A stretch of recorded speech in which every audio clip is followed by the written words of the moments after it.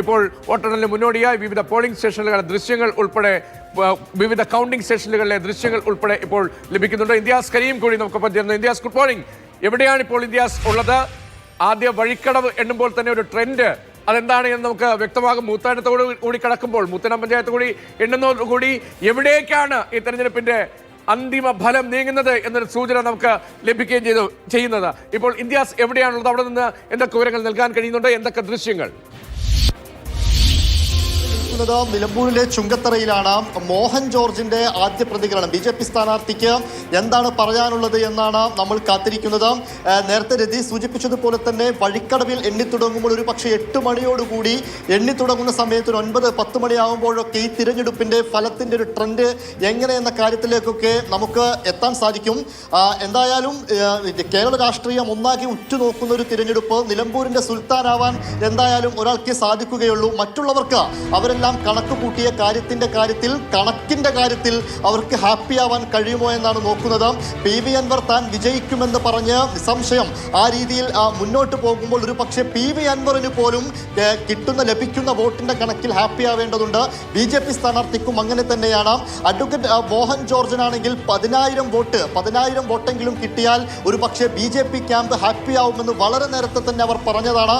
അതോടൊപ്പം മോഹൻ ജോർജ് പറഞ്ഞ മറ്റൊരു പ്രധാനപ്പെട്ട കാര്യം ഈ ബൂത്ത് തല പരിശോധനകൾ, അതായത് ബൂത്തിൽ നിന്നടക്കമുള്ള കണക്കുകൾ പരിശോധിക്കുമ്പോൾ അവരുടെ സർവേ നടത്തുമ്പോൾ ഒരു പക്ഷേ ഈ ഇടതുപക്ഷം ഇനിയും ഭരണത്തിൽ വരരുത് എന്നുള്ളൊരു ട്രെൻഡ് ഉള്ളത് കൊണ്ട് തന്നെ BJPയിൽ നിന്നൊരു പക്ഷേ ചിലരെങ്കിലും UDFന് വോട്ട് ചെയ്തിരിക്കാമെന്നൊരു കാര്യം അഡ്വക്കേറ്റ് മോഹൻ ജോർജ് തന്നെ കഴിഞ്ഞ ദിവസങ്ങളിലൊക്കെ വ്യക്തമാക്കിയിരുന്നു. എന്തായാലും BJP എത്ര വോട്ട് പിടിക്കുമെന്നുള്ളതും നമ്മൾ നോക്കിക്കാണേണ്ടതാണ്.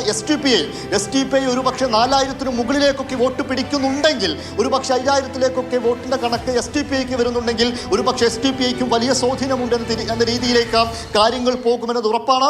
അതോടൊപ്പം ആദ്യഘട്ടത്തിൽ തന്നെ UDF ഇവിടെ ഉയർത്തിയ അവകാശവാദം എന്ന് പറയുന്നത് 15,000 മുതൽ 20,000 വോട്ടിന്റെ ഭൂരിപക്ഷം ഉണ്ടാവുമെന്ന് UDF ആദ്യഘട്ടത്തിൽ തന്നെ അവകാശവാദം ഉയർത്തിയിരുന്നു. അവകാശവാദം അങ്ങനെയാണെങ്കിൽ പോലും മറ്റുള്ള കണക്കുകളും ബൂത്ത് തല പരിശോധനകളും ഒക്കെ നടത്തുമ്പോൾ 7,500 വോട്ടിന്റെ ഭൂരിപക്ഷത്തിലൊക്കെ ആര്യാടൻ ഷൗക്കത്ത് നിലമ്പൂരിന്റെ സുൽത്താനായി മാറുമെന്നാണ് UDF അവസാന ഘട്ടത്തിൽ ലീഗ് അടക്കമുള്ളവർ പരിശോധന നടത്തി അതിൽ പറയുന്ന ഒരു കാര്യം. അതുപോലെ തന്നെ CPM ഇടതുപക്ഷത്തിന്റെ കാര്യത്തിലേക്ക് വരുമ്പോൾ അവരുടെ പരിശോധനയിൽ അവരുടെ അവകാശവാദമായി അവർ ഉന്നയിച്ചിരുന്നത് ഒരു 6,000-7,000 വോട്ടിന്റെ ഭൂരിപക്ഷം ഉണ്ടാവുമെന്നതാണ്. എന്നാൽ ഒടുവിലത്തെ കണക്കുകൾ അവർ പരിശോധിച്ച് പറയുന്നത് ഒരു പക്ഷേ 1,800-2,000 വോട്ടിന്റെ ലീഡിൽ M സ്വരാജ് നിലമ്പൂരിൽ വിജയിക്കുമെന്നതാണ്. BJPയുടെ ആംഗിൾ കൂടി ഒന്ന് പറഞ്ഞു പോകാമെന്ന് തോന്നുന്നു. ആദ്യഘട്ടത്തിൽ ഉപതെരഞ്ഞെടുപ്പ് പ്രഖ്യാപിച്ചപ്പോൾ അത് ന്യൂനപക്ഷ മണ്ഡലമാണ്, ഞങ്ങൾക്ക് വിജയസാധ്യത കുറഞ്ഞ മണ്ഡലമാണ് എന്നായിരുന്നു സംസ്ഥാന അധ്യക്ഷൻ രാജീവ് ചന്ദ്രശേഖരന്റെ പ്രതികരണം. സാധാരണ നിലയിൽ ഒരു ഉപതെരഞ്ഞെടുപ്പ് പ്രഖ്യാപിക്കുമ്പോൾ സ്ഥാനാർത്ഥിയെ നിശ്ചയിക്കുമോ നിശ്ചയിക്കില്ലേ എന്നൊരു കൺഫ്യൂഷൻ സാധാരണ ഈ പ്രധാനപ്പെട്ട മുന്നണികളിൽ ഉണ്ടാകുന്നല്ലേ. എന്തുകൊണ്ടാണ് BJP സ്ഥാനാർത്ഥിയെ വേണമോ വേണ്ടയോ എന്ന് 2-3 വട്ടം ആലോചിച്ചത് എന്ന വലിയ ചോദ്യമുണ്ട്. അങ്ങനെയെങ്കിൽ പിന്നീട് ആലോചിച്ചുറപ്പിച്ച് നിർത്തിയ സ്ഥാനാർത്ഥി എത്ര വോട്ട് പിടിക്കും എന്ന ചോദ്യമുണ്ട്. ഞങ്ങൾ മലയോര മേഖലയിൽ വലിയ തോതിൽ വോട്ട് വർദ്ധിപ്പിക്കും, ന്യൂനപക്ഷ വിഭാഗങ്ങൾക്കിടയിൽ വോട്ട് വർദ്ധിപ്പിക്കും എന്നായിരുന്നു സ്ഥാനാർത്ഥി മോഹൻ ജോർജിന്റെ പ്രതികരണം.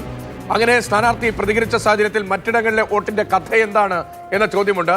ലോക്സഭാ തെരഞ്ഞെടുപ്പിലെ കണക്ക് പരിശോധിച്ചാൽ നിലമ്പൂർ ലോക്സഭാ മണ്ഡലത്തിൽ വയനാട് ലോക്സഭാ മണ്ഡലത്തിൽ നിലമ്പൂരിലെ കണക്ക് പരിശോധിച്ചാൽ 17,500 വോട്ട് 2024 BJP അക്കൗണ്ടിൽ ലഭിച്ചിട്ടുണ്ട്.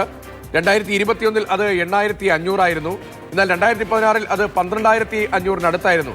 അത് 8,500, 12,500, 17,500 ഇങ്ങനെയുള്ള കണക്കുകളൊക്കെ ഉള്ളൊരു മണ്ഡലത്തിൽ എന്തുകൊണ്ട് 2 വട്ടം 3 വട്ടം 4 വട്ടം സ്ഥാനാർത്ഥിയെ നിർത്താൻ BJP ആലോചിച്ചു? ഒടുവിലൊരു സ്ഥാനാർത്ഥിയിലേക്ക് എത്തുന്നു.